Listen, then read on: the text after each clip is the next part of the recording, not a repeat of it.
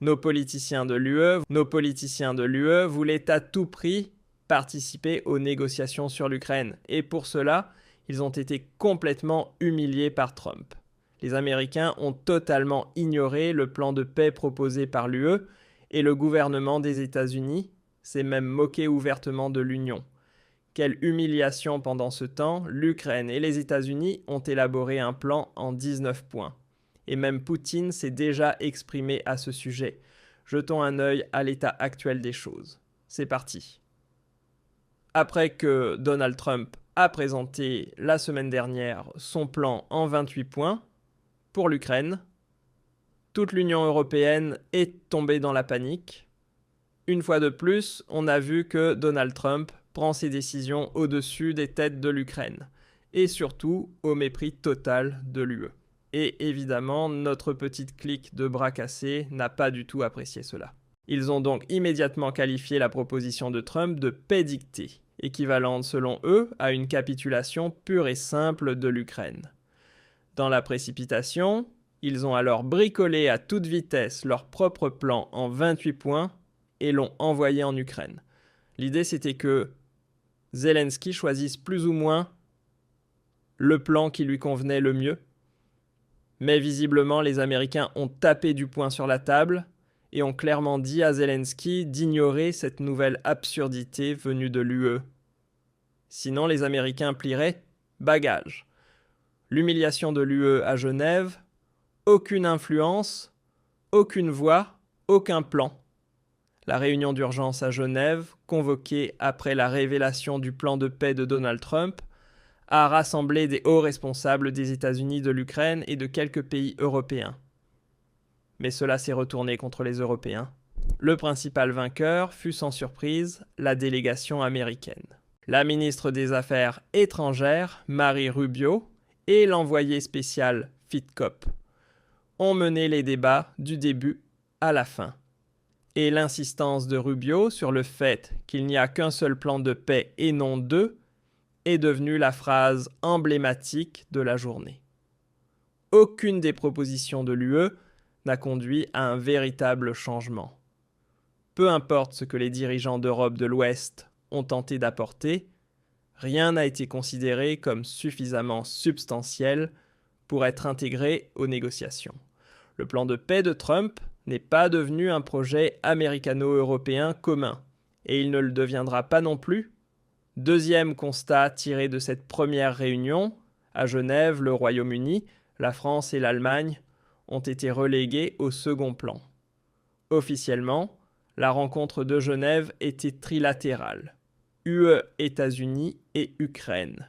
Mais le résultat final fut une déclaration bilatérale entre Washington et Kiev.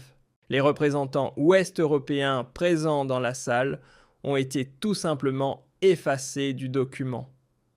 Une omission qui n'a rien d'un hasard, mais qui montre clairement qui détient l'influence et qui ne l'a pas.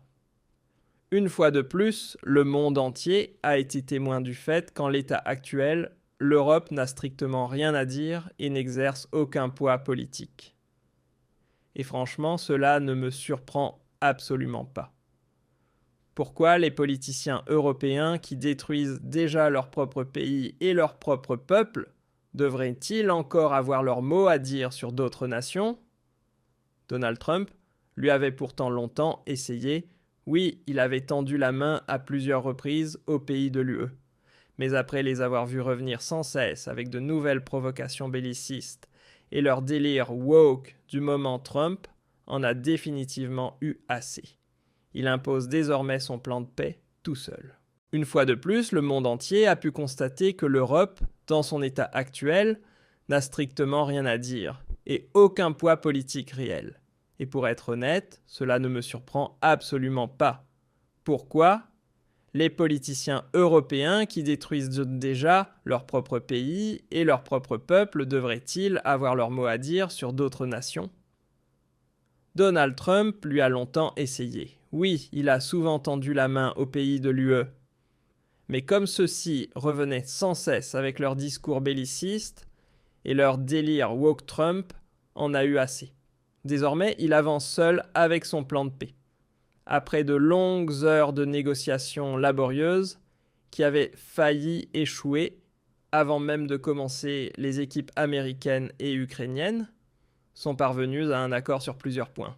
Les questions controversées, notamment les enjeux territoriaux, et les relations entre l'OTAN, la Russie et les États-Unis ont été soumises directement au président Donald Trump et Volodymyr Zelensky pour décision finale. D'après Kouslizer, le nouveau projet n'a presque plus rien à voir avec la version initiale du plan de paix qui avait fuité auparavant et provoqué un tollé à Kiev. Il ne reste quasiment rien de la version originale, a-t-il déclaré. Nous avons établi une base solide de consensus et identifié certains points sur lesquels des compromis sont possibles, a-t-il ajouté. Pour le reste, il faut désormais des décisions au sommet. Et après avoir lu tout cela, de grosses interrogations me sont venues à l'esprit, car le document initial était censé être un accord russo-américain. Or, selon l'Ukraine, ce document a désormais été tellement modifié qu'il ne reste presque plus rien de la version originale. Le texte est maintenant nettement plus favorable à l'Ukraine et de nombreuses exigences du côté russe ont simplement été supprimées. Par exemple, la limitation de l'armée ukrainienne à 600 000 hommes a été complètement retirée. Et honnêtement, tout cela me donne l'impression qu'on tourne en rond, que les documents sont sans cesse retouchés, d'une manière qui les rend inacceptables pour l'autre partie, ce qui au final empêche tout accord et fait que la guerre continue tout simplement. Parce qu'il ne faut pas l'oublier, même dans la version initiale du plan en 28 points, il y avait déjà des éléments que Poutine n'aurait jamais acceptés. Et si le plan a été encore davantage édulcoré, alors bonne nuit, ce document part directement à la poubelle. Même le journal Bild émet de sérieux doutes, des articles sur le plan ukrainien circulent dans la presse russe. Et c'est Poutine qui aura le dernier mot.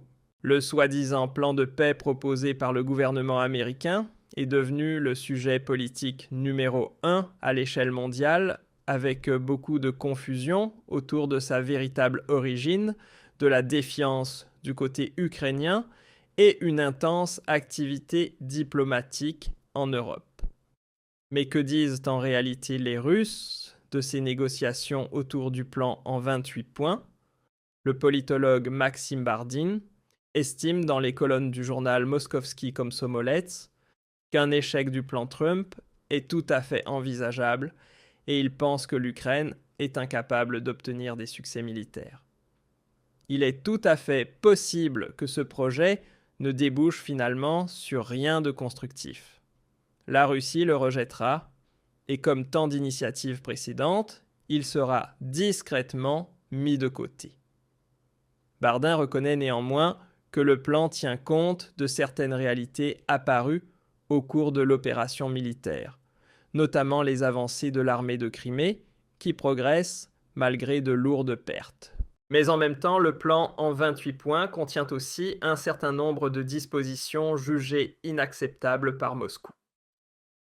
Une autre analyse parue dans le Moskovski Komsomolets souligne le rôle décisif de Vladimir Poutine dans cette affaire et écrit « Si le résultat des négociations américano-ukrainiennes ne satisfait pas Poutine, alors tout cela aura été en vain. » Et c'est précisément là que réside le problème que l'Occident, et surtout l'Union européenne, refusent obstinément de comprendre. Ces gens répètent sans cesse qu'il faut ramener Poutine à la table des négociations et qu'il doit y avoir une solution équitable pour les deux camps. Non, il ne le faut pas. C'est du pur fantasme et une déconnexion totale de la réalité. On peut parler de solution équitable lorsqu'il y a deux partenaires de négociation de force égales. Mais ce n'est tout simplement pas le cas ici.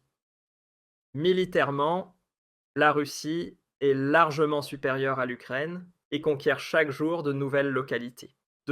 En plus, l'Ukraine est en faillite et à partir de février, elle ne pourra même plus payer les salaires de ses propres soldats, sans parler de l'énorme scandale politique intérieur, liées à la corruption qui est en train de faire tomber petit à petit le gouvernement de Zelensky. Vous voyez bien, l'Ukraine n'est pas en position de faire des exigences. Elle n'en a tout simplement pas les moyens. L'Ukraine ferait mieux à ce stade d'accepter immédiatement le plan avant que la situation ne s'aggrave encore. Réfléchissez même, le résultat des négociations de paix menées à Istanbul, un mois après le début de la guerre, était bien plus favorable que ce que contient aujourd'hui le plan de paix actuel. Donc si Zelensky refuse encore ce plan et revient à la charge avec de nouvelles exigences aux côtés de l'UE, alors Poutine va juste éclater de rire et s'emparer de la prochaine grande ville ukrainienne. Et c'est exactement ce que Donald Trump va rappeler très clairement à Zelensky lors de leur prochaine rencontre. Et j'espère que Zelensky cédera enfin. C'est la toute dernière chance parce que après ça, Donald Trump fera table rase.